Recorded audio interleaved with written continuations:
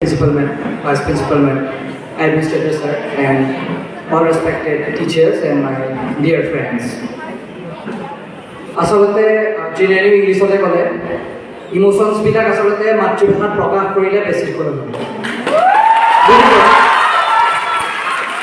আৰু এনেও মই ইংলিছত বেছি ভাল চবেই জানে চ' মই অসমীয়াতে ক'বলৈ ওলাইছোঁ আচলতে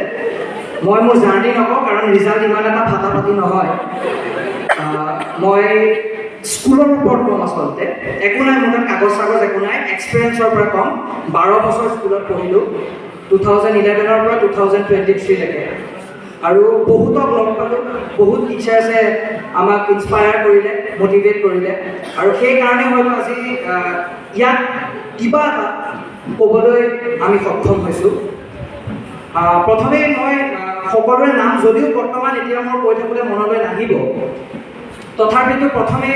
মই নাম ল'ব লাগিব আমাৰ মাজত নাইকিয়া ৰুলি মেমক আমি পাইছিলোঁ মই ইয়াৰ পৰা শ্ৰদ্ধা জ্ঞাপন কৰিছোঁ মেম আমাৰ মাজত নাইকিয়া বৰ্তমান তাৰপাছতে আমি নাম ল'ব লাগিব মালা ma'am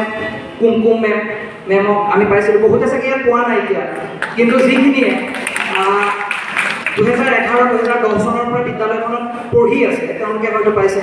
Bobby sir Sylvia ma'am Bobby ছাৰেতো আচলতে মই এতিয়া যিটো পৰ্যায়ত আছোঁ মানে মই JEE কোচিং কৰি আছোঁ বৰ্তমান JEE কাৰণে ইনস্পায়াৰ কৰা মোৰ প্ৰথম মানুহজন আছে ববি ছাৰ এটা প্লিজ আৰু তাৰপিছতে চিলভিয়া মেমৰ কথা ক'ব লাগিব আমাৰ ৰঞ্জনা মেমকতো সৰুৰে পৰা পাইছোঁ প্ৰিন্সিপাল